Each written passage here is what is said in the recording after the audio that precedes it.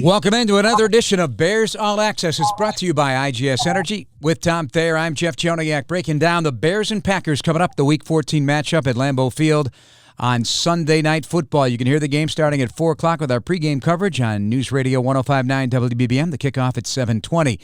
We want to thank our producers, Dan Barilli and Jordan Tredup, and the folks here at The Score. Coming up on the show tonight, we'll be joined by Cassius Marsh, the Bears' newest outside linebacker. The veteran will join us for a couple of segments. Then Wayne Larrivee, the voice of the Green Bay Packers, will join us as well. This is a great time, Tom, for an entree into what has been a big topic all week, is the passion of this rivalry and how the players adapt and adopt it. You certainly lived it, both as a player and as an announcer. This is your second tour of duty this year. You're going up to Lambeau Field. What are your emotions? You know, I talked to Leroy Butler today on the radio, and you kind of, no matter what era you're from, Jeff, you get the intensity of the rivalry. Because when I first started playing with the Bears, and I got the rivalry preached to be my Mike Ditka, a guy that lived in the rivalry and knew the importance of it. There's a guy across the ball like Forrest Gregg, who these two guys just didn't see eye to eye. And so the intensity was everything when I learned about the Packers-Bears rivalry as a player. Different than as a Bears fan, you're always a Bears fan. So I love this game. I can't wait. You know, the opportunity to upset Green Bay is the fun and the thing that really keeps you excited about it. Doesn't win you a championship this year, certainly. You're 4-8. You're struggling. You've lost 5 of 6 since that game in October. Things have not developed offensively like we thought, but still, you do have that emotion that's in it, and yes, upsetting Aaron Rodgers would make a great day for everybody, including safety to Sean Gibson. I knew nothing about this rivalry until I got here, and now if you ask me how I felt about the rivalry a year ago, stepping here in Hallis Hall compared to now, obviously it's different. It's a little more personal for me just being a part of it. And I haven't been here as long as some of the other guys, the Keems, the Eddie Jacksons, and those guys. So obviously it's personal, but I mean, that's the nature of the business. That's the nature of the game, especially when you're coming into these rivalry games where it's so much history behind it. You got to take these things personal, but not personal to the point where it's going to get you off your playing level and get you doing uncharacteristic things. I don't think that it's anything like that. But you got to take these things personal. So when you win or when you win your one-on-ones and you have those opportunities, you get a sack, you get to get hits on them, you get to possibly intercept them. Like those things, yeah, absolutely. You take those things personal, man, because that's part of the rivalry. It's part of what this rivalry has built itself on, man. So you got to go in these games with a little bit of a personal a chip on your shoulder for sure. And, Tom, this is Justin Fields' first trip at Lambeau Field, so he'll get a baptism. Yeah, I mean, it's going to be an atmosphere like he hasn't faced before. And I know he's faced bigger crowds in the college ranks, but when you go to the Ohio State-Michigan rivalry and you understand what that's all about, and then at a higher level in the NFL, you start understanding what the Green Bay-Chicago Bear rivalry is all about. It's intense. You don't have to be around it a long time like Deshaun Gibson to understand its role in the history of the Bears and its importance. So I just can't wait to see what Sunday night brings. And Justin Fields was brought up to him this week. It seems like everything's stacked against him a little bit here. You're going into Lambeau against a hot team, the second-ranked team in the NFC right now. You're coming off 3 cracked ribs, and there's a lot of folks out there that thinks this is an impossible task. The Bears are double-digit underdogs. He seems to think this is right up his alley. I feel good. I like it. I like it like that. I like it that way. I feel great. I like being the underdog. I think it just gives me an extra chip on my shoulder, and I like when people doubt me. So that just gives me extra motivation. So I love it. I like his attitude. When I sit there and I watch him at the podium, he doesn't sit there and be over-exaggerated about anything. It's kind of real even keel, and take what you've had from past experience and bring them forward, or capitalize on the new opportunity you're given and do your best and be prepared. And that's what's going to happen Sunday night in Lambeau. Well, you've suggested the Bears might go for the toe for Aaron Rodgers. We'll talk about that coming up later in the show. But they're going to go for the ribs of Justin Fields. So taking big hits, not on the plan this week for the Bears quarterback. I'm going to have to be smart this upcoming game with, not taking as many hits as I usually do. So, of course, I'm going to be smart about that and be cognizant about that for sure. You going to wear anything underneath to protect your ribs? Yeah, I usually wear something. And a lot of quarterbacks do, don't they, to protect that area of their body? Yeah, they have it built into their uniform now. It's just like putting on a tight T-shirt that has some rib protection and a little lower back protection built into it. All right, Tom, the injury report out for today, and a lot of Bears could be coming back, namely Allen Robinson. We'll hear from him in our next segment. Akeem Hicks, still limited, but that's better than being out of practice. Are you optimistic about these developments? Mario Edwards Jr. a full practice today. David Montgomery limited. He got 3 different bumps and bruises on his body after that game against Arizona. There's a long list. Right, but this is the type of game that adrenaline and just pure passion for the game kind of gets you to that next level. And I think if you're ready to play in terms of the veterans like Akeem and Allen Robinson, you got to do everything in your body in order to go out in that field with your teammates Sunday, because you coming out of the locker room with them sometimes means as much as what happens on the field. All right, coming up next, we'll be joined by Cassius Marsh, the Bears' outside linebacker, one of the new additions to the Bears' defense. It's all ahead here on Bears All Access on Chicago Sports Radio 670 The Score. Back to Bears All Access, brought to you by IGS Energy. Choose clean energy for your home at IGS.com, because every good choice adds up to a better world. With Tom Thayer, Jeff Joniak here on Bears All Access on Chicago Sports Radio 670 The Score. Bears getting ready for their rivalry game against the Green Bay Packers up at Lambeau Field on Sunday night. Pleased to be joined by an NFL veteran, the former 4th-round pick of the Seattle Seahawks back in 2014 from UCLA, Cassius Marsh, one of the newer Bears, fitting in nicely in that Bears defense. Cassius, thanks for taking the time, and you've been a man on the move in this NFL. You never know where you're going to wind up, I guess, and you get dropped into a Bears team that needed some help on the defensive side of the ball. How's the fit been for you here for the Bears? I really enjoyed it, man. I'm a big fan of the 3-4 outside linebacker spot. There's a lot of freedom to rush the passer and, not too much coverage responsibility. So I've liked it, and the guys on the team are awesome. We have some great defensive players, and everybody's been super welcoming. So enjoying my time here, and happy to be here, blessed. Khalil Mack goes on IR. There's a need for somebody, but you'd love to play, obviously, with a guy like that. Akeem Hicks healthy, and just rotation up front. I've always felt that you can have 2 tiers of starting level players in a defensive line or in a 3-4, because those waves of players are very important to the overall impact on an opposing offensive line. So as much as you like to play with Khalil and everything, it's an opportunity for you. Yeah, no doubt. I mean, having depth at the outside backer or pass rusher, D-line in general is just, what leads to championships for the most part, in my opinion, and I think most people would agree.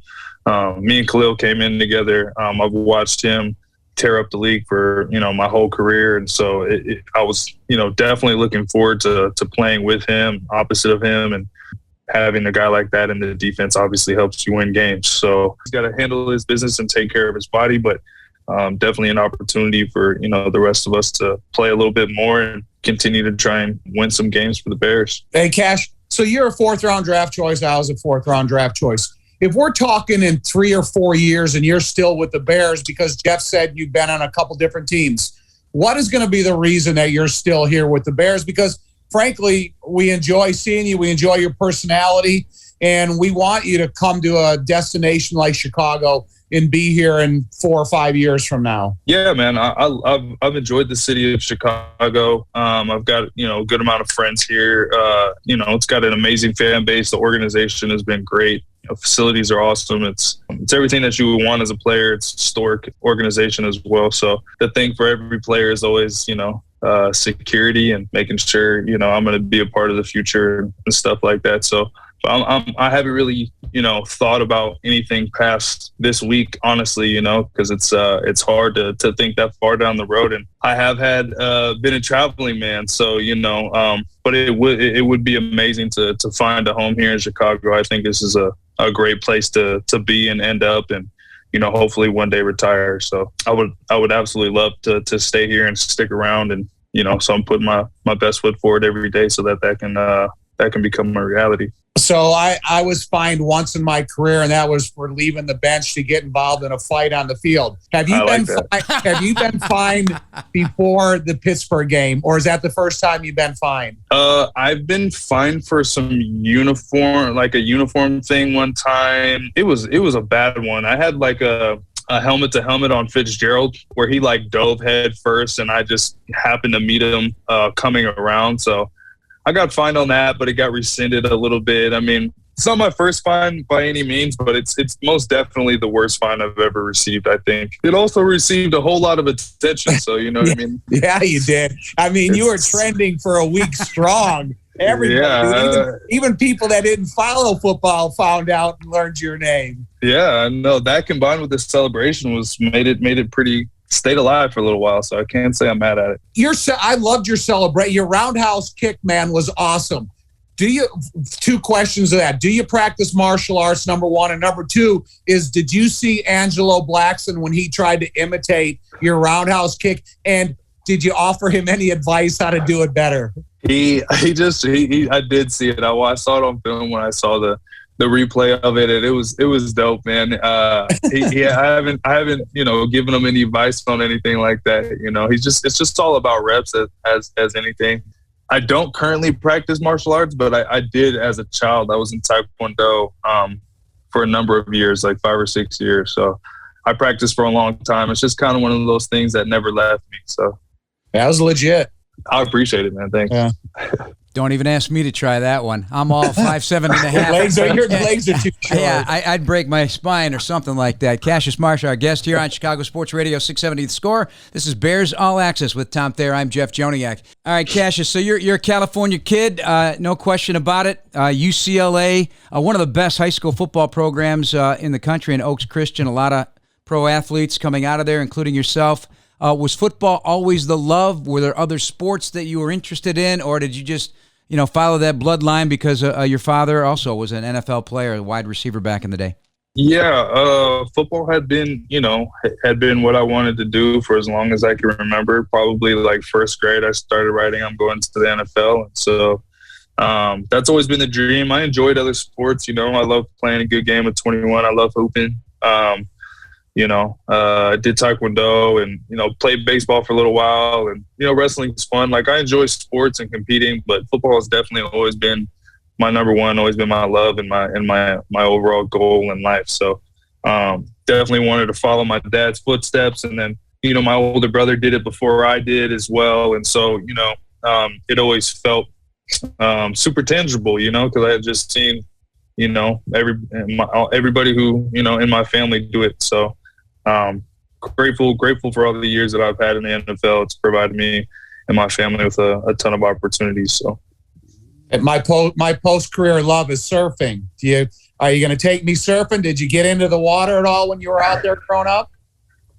Man, you literally, with your dad playing in the league, he always, thought about like being on a board and injuries away from football and like how that affects your contract. So he never really supported me being on boards, and neither really did my mom. And I remember this one time, my mom, so I begged for a skateboard, like when I was like 8 years old, and she paid like a good amount of money for a skateboard, and I got on it and just busted my butt, bro. And I did not want to get back on it. And I remember she locked me out of the house and was like, "You're not coming back inside until you learn how to ride this skateboard." So I ran away.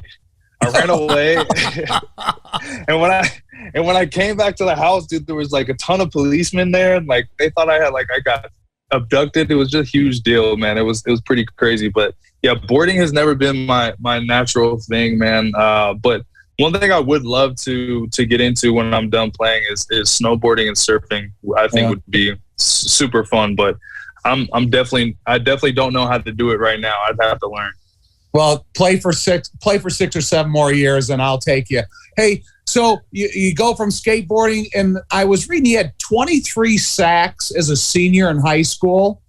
What position were you rushing out of? Because I also see that there's defensive tackle in your background. Yeah. I was a 3 technique in high school. Yeah. You were? Yeah, I was, when I came out, I was probably like 285. And then probably end of my, like right going into my sophomore year, end of my freshman year, I had reached up to like 310 pounds. And I was like, I remember, I'll never forget the day I stepped on the scale, and I looked down and saw it, and I just felt slow on that day of workouts. And I just went home, threw all my snacks away. You know, Mom's hooking me up with all the, you know, gushers and fruit snacks and just all the bad stuff and cereal, just all the BS. And I changed my diet on that day, and just, you know, my body changed as I started feeding it better. And, you know, that I slowly but surely got to where I'm at now. But he was a 4-star prospect, and if I'm not mistaken, you were rated higher than Aaron Donald. He's talking about 3 techniques, and right? How about that one? I mean, what a you are one of the best prospects in the country. I was pretty highly recruited, but you know, back then I think a lot more players got missed. Yeah, and you know, Aaron Donald is a special player. We came out the same year, and I will never forget when I saw him at the combine, and I'm just like looking him up and down. You know, always look up the competition and see, you know, he had got all the rewards and stuff. I remember he went and ran his 40, and he ran like 4.6 or something like that, like something in the high 4.6s, and he was like 285, 290. I just remember being like, damn, bro, that is nuts. All right, we got to step away for a break. More with Cassius Marsh, get into his other interests outside of football here on Chicago Sports Radio 670 The Score. This segment of Bears All Access is brought to you by Athletico Physical Therapy. Visit athletico.com to request an appointment in clinic or virtually and start feeling better tomorrow. Our special guest this week, Cassius Marsh, the Bears outside linebacker. A few games here with the Bears so far, making an impact on that Bears front seven. Look at the slowdown Aaron Rodgers. We'll get into that a little bit, Cassius, with your experience against Packer football. I don't know what it is, but we're going to dig into it. But, boy, you have a lot of interest. One I'm going to start out with right away.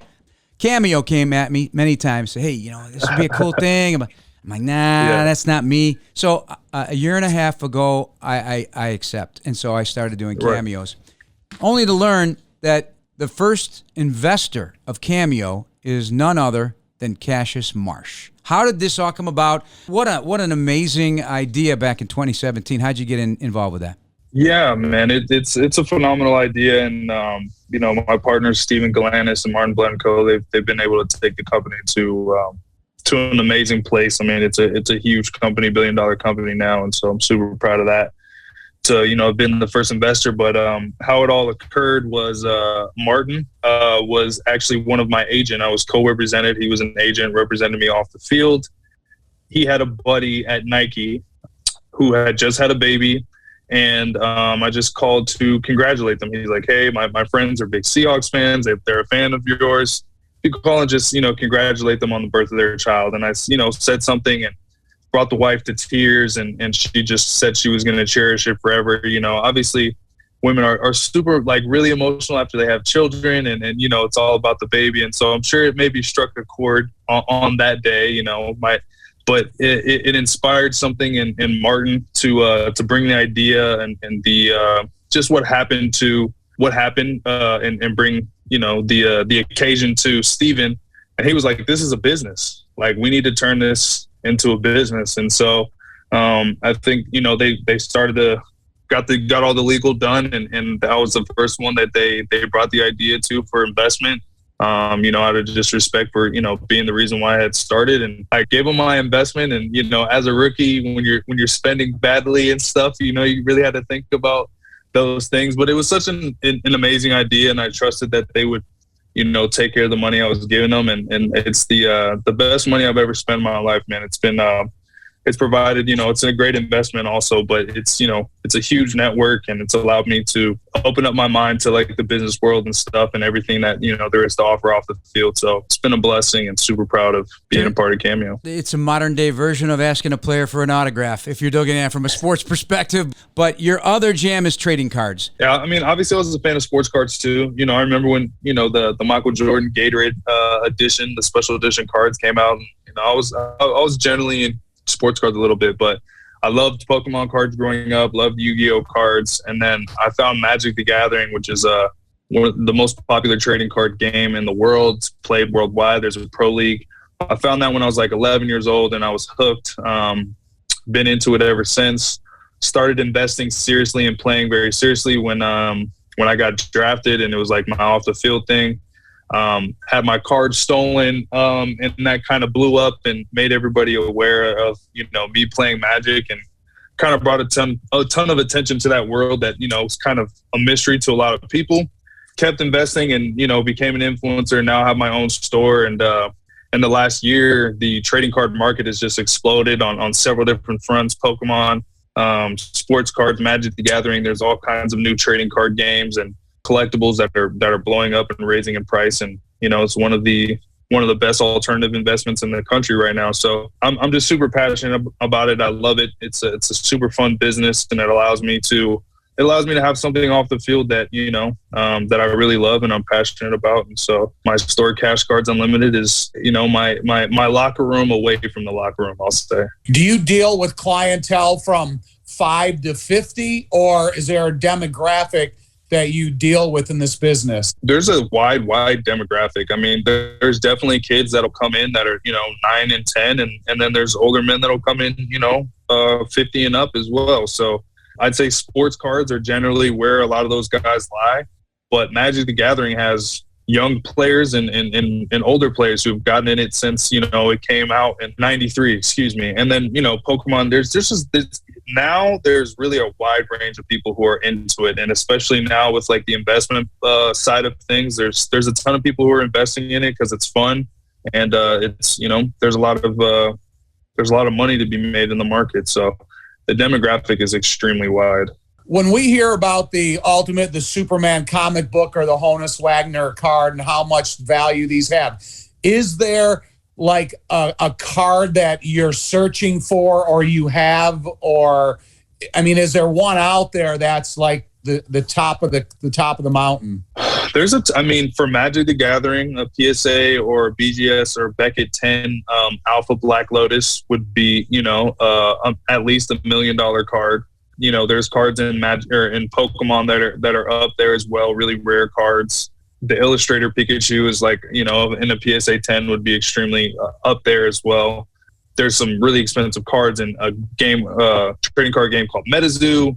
There's extremely expensive cards in F1 and UFC and NFL cards, modern cards. I mean, a Luka Doncic card sold for like $4.3 million not too long ago. I mean, the card, like some of these Panini cards and product is just, there's a lot of, like I said, there's a lot of money to be made in the older cards and modern cards. So I'm looking for whatever, is a big hit. Obviously in Magic, I love it. I'm super passionate and play. I love collecting cards in general. I love the card arts and all that kind of stuff. So it's there's a lot to learn about trading cards, to be honest. Also a whole different language for guys like us. So I tried to jot down research and some of your stuff. So you're very comfortable on camera as well. So you're shooting your videos to promote things, and your store is Cash Cards Unlimited. Is that an actual store in California as well, or is it an online store? It is both. So we have a storefront in Westlake Village, California. Okay. And then cashcardsunlimited.com is our website where we sell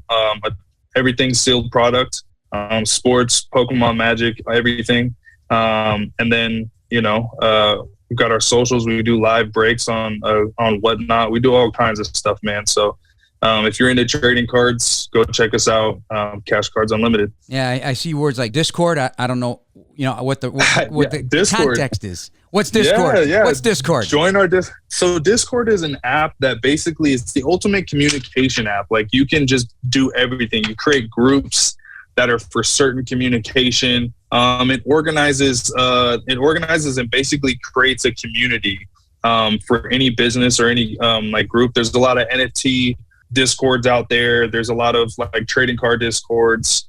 It just makes it easy for you to build a community with people that are interested in the same thing as you are. And so Cash Cards Unlimited Discord has, a sports section, Magic the Gathering, Pokemon. There's a general trash talk one that you can go and just talk some trash to everybody in the chat. It's a lot of fun, man. I got to admit that Discord's an awesome app. So, Cash, when I was playing in the NFL, once you became part of a football card, they used to send you the whole complete set, and it's boxed up. And so I have a bunch of these cards that are boxed up. They've never been open in the years I played in the NFL. Is there anything to those cards, or are they just part of the past? It depends on what year, what company.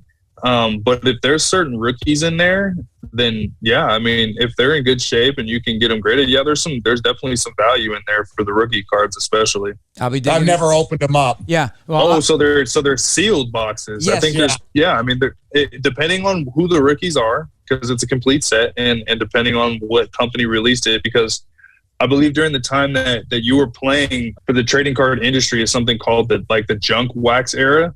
It's basically where all of the NFL and NBA and I think a little bit of the MLB, they had given out so many contracts to different like trading card companies that the value of the cards just diminished completely because there's too many copies out there, so there's so many rookie cards from those years that it's, it kind of killed the value on a lot of it. I mean, we need a couple hours to go over this because we haven't even talked about Lambeau Field. I know. So we gotta get you out of here. You got work to do. We're running out of time. So let's do some quick answers. How about this? You get the Packers. You got the Packers Sunday night. It's got to be a thrill anytime you go into Lambeau, and now you're in a Bears jersey, rivalry and all that. Tom keeps talking about the toe of Aaron Rodgers. He says, go for the toe. What are you going for on Sunday night? Man, definitely got to put pressure on Aaron. I mean, that's the number one way to stop any quarterback, putting pressure on him, not allowing him to get out of the pocket and make big plays down the field. Playing sound defense, communication, all those things, man. You just got to play sound football against a guy like him. When he goes out there, he expects big-time performances, and everybody does because he's done it so consistently. So if you want to win games against him, you have to play good defense, and, offense will support and special teams will support. But it's always a challenge playing against Aaron Rodgers. I mean, he's a special guy. He's got great feel in the pocket, and obviously he's got the arm to make every throw on the field. So a ton of respect for the guy. Just look forward to the challenge. How much is the collection worth? That's what I got. And how many tattoos you got? Because you're tatted up, boy. tattoos, man. I don't have an answer for that. I mean, my entire chest, back, and arms are covered. I've started a leg sleeve, so I don't know what the number is, but I can tell you the number of body parts that are covered. I don't know if I want to know. Yeah. You got a favorite? You got a favorite though? You got a favorite? My favorite tattoo, I put my son's handprint on the back of my calf, and so awesome. that means by far the most to me. And then my Magic the Gathering collection is definitely in the six to possibly 7-figure range. Wow. I've done well investing in Magic cards. Good for you. Who knew the things you can make money on? Unbelievable. Yeah. Alternative investments. Look into it. Exactly. Let's talk, Cassius. Let's take a meeting, as they say. Anyway, hey, holler at me anytime, bro. Good luck on Sunday night. Get ready for a Bears win on Sunday night. Thank you so much. No doubt. Thanks, guys. Thanks, Cassius Marsh. That's our next segment. Tom and I will break down the Bears and Packers, some matchups to watch here on Chicago Sports Radio 670 The Score. Download the Chicago Bears app to play our new predictor game, Risk It, brought to you by Bet Rivers for your chance to win $250 in free bets and a custom Bears jersey. With Tom Thayer, Jeff Joniak, pleased to be joined by our old friend and a good friend, Wayne Larrivee, the veteran voice of the NFL. Notice how I say NFL, because you've been in several spots in some legendary places, obviously, with Kansas City right here in Chicago, and, of course, the Green Bay Packers. How you doing, and did you enjoy your bye week, my friend? Yeah, hey, good to be with you guys, number one. I did, and enjoyed listening to your broadcast on Sunday, although the outcome I know wasn't good for you guys, but nonetheless, always a good broadcast and a good listen to you guys when I get a chance to. So take a pulse of the Packers for us. Fill us in. They're 9-3. When you look at the injury situation they've had to overcome, that's probably about as good as you could expect. They've had the one bad game against New Orleans in the opener. Nobody understands why that happened, but it did. And I guess every team, even good teams, get 1 or 2 weeks a year where it just doesn't happen for you, and you have one of those days. But aside from that, they've been outstanding, overcoming one injury after another. And you lose 2/3 of your best 3 players on defense and still survive. That's saying a lot. I'm amazed when I look at the stats of the Green Bay Packers and discrepancy of targets and catches from Davante Adams to every other one of your receivers. Is that because the greatness of Davante Adams, or is it a lack of talent on the other side? Well, I think part of it's the greatness of Davante Adams. Absolutely, Tom. There's no doubt about that. The other factor is Marquez Valdez-Scantling was being targeted a lot early in the season, missed 5 games with a hamstring. So that kind of throws it out of whack. Plus, they lose Robert Tonyan, who also is a guy, especially in the red zone, that would get some targets. But no, the greatness of Davante Adams and the other receivers, Tom, have not emerged on a regular basis. You know, the Allen Lazards. Randall Cobb is a guy until he hurt his leg injury against the Rams. Not sure what his status will be for this week, but he was starting to, in clutch situations, third downs, red zone situations, he was a target that Rodgers was going to. But I think you'll see as the season evolves, they'll get some of those guys involved a little bit more. They have to diversify a little bit more, but Davante's greatness, why wouldn't you throw it to him that many times? So going to the other side of the ball, I'm always amazed being an ex-offensive lineman. You study defensive lineman Kenny Clark, 26 years old, 6 years in the league. Is outside of the Devondre Campbell, is he the most important player right now in your defense because of some of the back-end injuries you have? Yeah, you know, you could make that argument, in my opinion, absolutely. And, you know, he's only 26 years old. Seems like he's been around forever. He seems like an old guy, doesn't he? I mean, no, Tom, he's been great. You know, in the past couple of years, he got hurt early in the season and played through the injuries, and it took him till December before he became a factor. Well, he's been a factor from day one. And, you know, those of us, and you're different from Jeff and I. Jeff and I have to watch the perimeter of the game. You can watch the trenches and understand them a little bit better than I can. Larry McCarron, my partner, is the same way. You guys see more in the trenches than we do. So there will be games where Kenny Clark has maybe 3 tackles and you say, wow, he didn't really show up, did he? Yeah, but he was a major factor in why Rashawn Gary got a sack and Devondre Campbell made these many tackles and that type of thing. So I can't agree with you more. I think he is, you know, quietly kind of a tacit key piece to the whole puzzle. Voice of the Packers, Wayne Larrivee, our guest here on Bears All Access. It's brought to you by IGS Energy here on Chicago Sports Radio 670 The Score. Wayne, no team is without some issues in terms of what coaches really would like to and see improvement on. And I'm thinking it's red zone on both sides of the ball at times and third down on both sides of the ball at times for the Green Bay Packers. Are those 2 points that you're hearing from your head coach there, Matt LaFleur, and defensive coordinator Joe Barry? Yes, absolutely, Jeff. Those were 2 points of emphasis during the bye week and the self-scout and all that went into it. We'll see how it all pans out when they get back on the field. But, you know, it's amazing they're 9-3, and yet they have struggled in those 2 areas because that's the money part of the game. I mean, third downs, converting third downs, forcing your opponent off the field on third down, and then in the red zone. And they have really struggled in both areas. The offensive struggles are interesting because it's hard to pinpoint what it really is. Now, they've had numerous injuries on this offensive line, and this line is held up well. But there is no David Bakhtiari. There is no Corey Linsley on that line.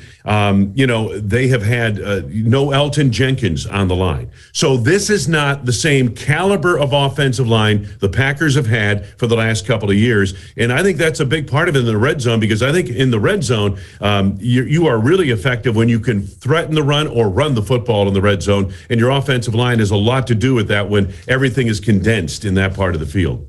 How's the toe? Well, you know, it's amazing what medicine can do, but and I'm sure some more medicine will be used this week, I would guess. But no, he's going to play through it. And you know what? It's interesting, though, because in the Rams game, he was fine for like 3 quarters, and then you could see him limping in the 4th quarter. So I imagine, Tom, you know these things better than we do. I'm not going to speculate what that medicine is. I'm not speculating at all. I don't know what it would be.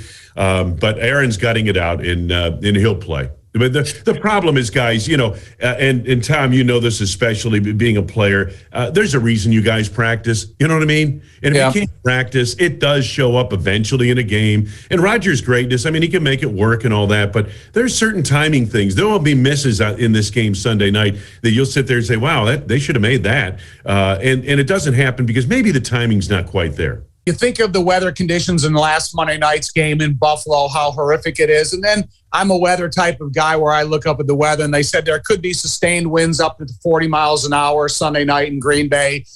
Is Aaron Rodgers has the ability to talk right through weather conditions and say, I'm still throwing the ball? Or because if you have the two-headed monster and such a well-run running game, even with some of the offensive line issues, can Green Bay go to that, Belichick type of game plan where you don't remove the quarterback, but you don't need him as much, and you favor your running game? Yeah, I think they can.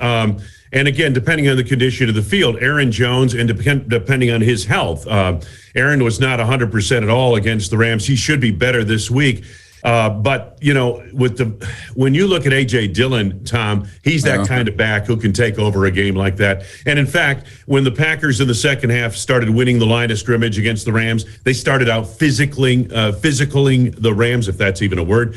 When they took over the line of scrimmage in a physical sense, it was A.J. Dillon who was doing that. And that's so they're certainly capable of playing that game. But A-Rod's going to throw it, even if the wind is blowing. He's going to throw it. Wayne Larrivee, our guest here, our final moments with a veteran voice of the Green Bay Packers here on Chicago Sports Radio 670 The Score. This is Bears All Access, brought to you by IGS Energy. All right, let's talk a little bit more about Dillon, because going deeper into his athleticism, his explosion, this is an athlete. This is not just some big burly back that can't ratchet up the explosiveness. He can outrun guys. He's got great vertical explosiveness to him. His feet are great in the hole. He can make jump cuts, and then he can just run you over like a bulldozer. This is an intriguing future for this big back. Yeah, certainly. And as we say with any prospect, with any young player in this league, if he can stay healthy, which is no easy chore, as everybody knows. But this guy has a lot of ability, Jeff. You're right. He's become an excellent receiver out of the backfield. He was never a receiver at Boston College. They just didn't throw to their backs. But he's an excellent receiver. He's become very reliable in blitz pickup, and he's big enough to do that. And then, you mentioned the running, the feet. He has the feet of a much lighter man. And you saw that earlier this year. He tightrope the sidelines for like a 50-yard reception, that type of thing. This is a really gifted young man who combines power and speed and burst with I think, just a great ensemble of ability that they can use in many different ways. All right, lastly, so you have some great players on the defensive side of the ball, Jair Alexander and Zadarius Smith, obviously looking to come back, and Bakhtiari. So what is it look like in terms of prognosis, whether this week or in the coming weeks? Because that makes a big difference for your playoff push. Yeah, and I think they want to get those guys on the field if they can a week or two before the playoff run. You need to get those guys up to speed. David Bakhtiari. We'll know more later this week as to what their status is. I would be surprised, personally, just judging from the outside looking in, I'm not sure any of them will be ready to go this week. But if they can get those guys back on the practice field, that'd be a big step forward when you look at coming up in January, where they're going to really need those guys.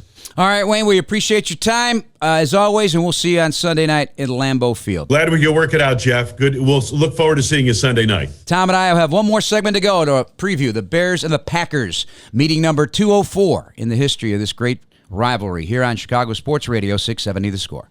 This segment of Bears All Access is brought to you by CDW. People to get it with Tom Thayer, Jeff Joniak, breaking down Bears and Packers. As promised, some sound from Allen Robinson today. Tommy spoke about a lot of different things, tracking towards a return after 3 missed games with a hamstring injury. He's had just 30 catches on the season, less than 400 yards, 1 touchdown. He's had an ankle problem. He's had a hamstring problem. He's had rotating quarterbacks and rotating bodies on an offense, still trying to find ways to get in the end zone. Overall, a tough season.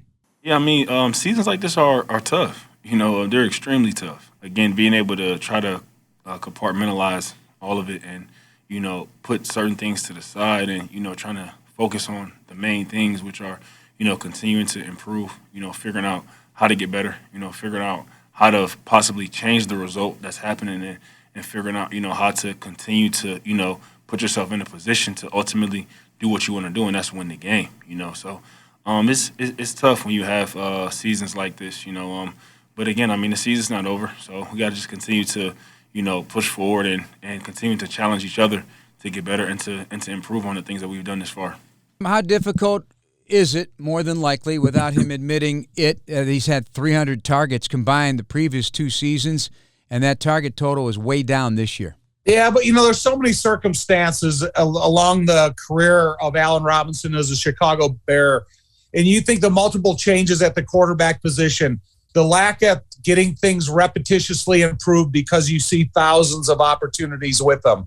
And then you get an injury like this at this stage of the season because it's so fragile with being on a franchise contract and people having that narrative. But, Allen Robinson, Jeff, I think to both you and I, the effort he gives in practice, his being available every single day in practice, the making the difficult catches across the middle. Yeah, he may not be a stretch the field type of guy, but I hope he leaves a good lasting impression on the Bears fans in this stretch of games here. I'm okay with having a similar game plan to last week because as I thought about it, they ran 71 plays offensively, and that is with 4 interceptions in a game. That you think those drives would add even more to it. So the idea was ball control, keep Kyler Murray and the offense off the field.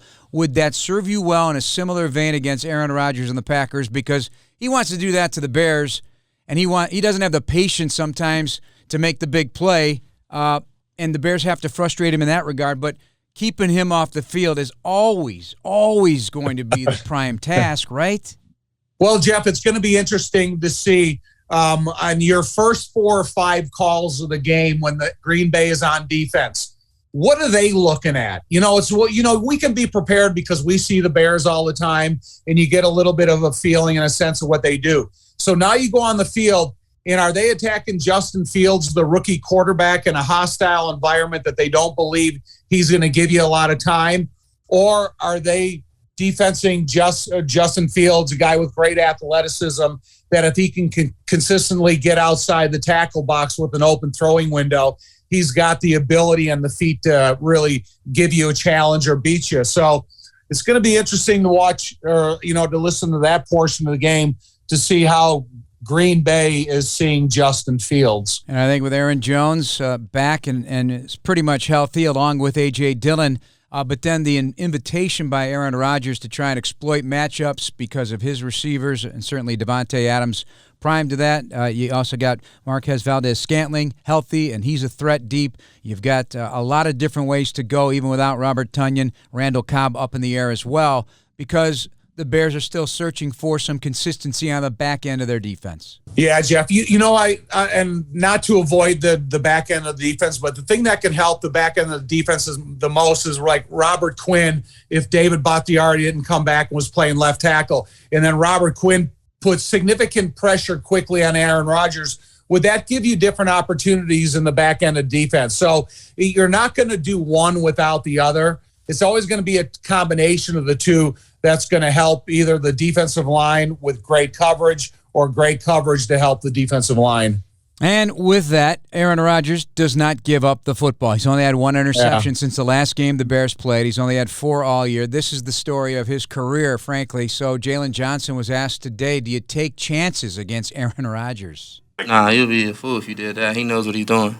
So, you can't take too many chances or do too much. You just really want to honestly stay true to yourself, to the defense, and just play with good technique. He's going to take advantage of guys who are trying to do too much and get out of character. You just got to take the ones that he brings to you. Honestly, he doesn't do that too often. So, you just got to live with that fact. That's true. Yeah, you got to keep the game in front of you. If you go out there and you make some silly break on a ball and all of a sudden the wide receiver, Devontae or whomever, they catch it and then they're open in the open space, giving points to Aaron Rodgers is too risky. So if you could be aggressive up and at the line of scrimmage, but be able to keep the guys in front of you so you don't get exposed to that one play 80-yard scoring drive.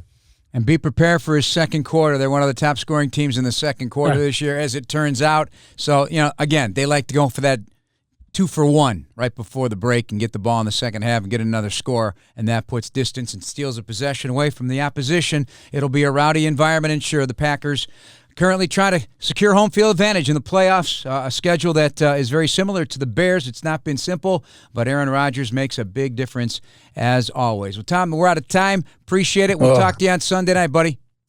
All right, Big Jeff. That's Tom Thayer. Thanks again to our guest, Cassius Marsh, along with Wayne Larrivee, the voice of the Green Bay Packers. For Tom Thayer, I'm Jeff Joniak. Thanks to our producers, Jordan Tredup and Dan Barilli, and everybody at The Score. That'll do it for us. This has been Bears All Access, brought to you by IGS Energy on Chicago Sports Radio 670 The Score. Good night.